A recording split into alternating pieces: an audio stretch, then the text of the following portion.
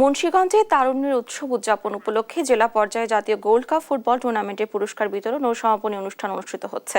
এ নিয়ে আলোচনাতে সরাসরি যুক্ত হচ্ছেন সহকর্মী সুমিত সরকার। সুমন, তরুণদের উচ্ছ্বাস কেমন দেখতে পাচ্ছেন?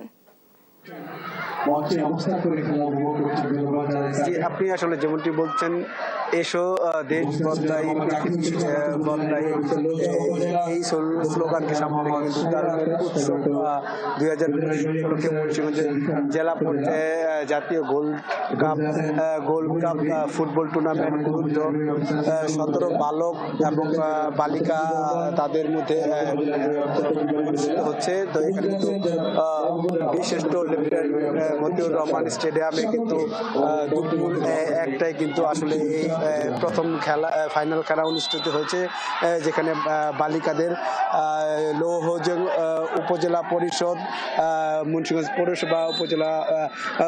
পৌরসভাকে কিন্তু 1-0 গোলে হারিয়ে চ্যাম্পিয়ন হয়েছে। তো এখানে কিন্তু তিনটা গান কিন্তু গজেরা উপজেলা এবং মুন্সিগঞ্জ পৌরসভার মধ্যে খেলা চলছে। এখানে কিন্তু আসলে তরুণদের অনেক উচ্ছ্বাস লক্ষ্য করা যাচ্ছে। তো এখানে কিছুক্ষণের মধ্যেই কিন্তু আসলে গৃহায়ন ও গণপূর্ত মন্ত্রণালয়ের উপদেষ্টা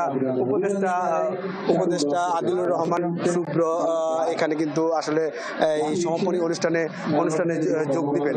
তো এখানে আসলে মুন্সিগঞ্জ জেলা ক্রীড়া সংস্থার অ্যাডহক কমিটির এক সদস্য, আমি তার কাছে একটু জানতে চাইবো, আসলে এখানে আপনাদের তরুণদের জন্য কোনো মেসেজ আছে কিনা?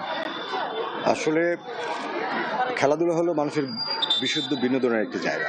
তা আমরা চাইবো বিশুদ্ধ বিনোদনের সেই জায়গাটি প্রসারিত হোক, বিস্তৃত হোক, যুব সমাজ যাতে খেলাধুলার মধ্যে সম্পৃক্ত থাকে।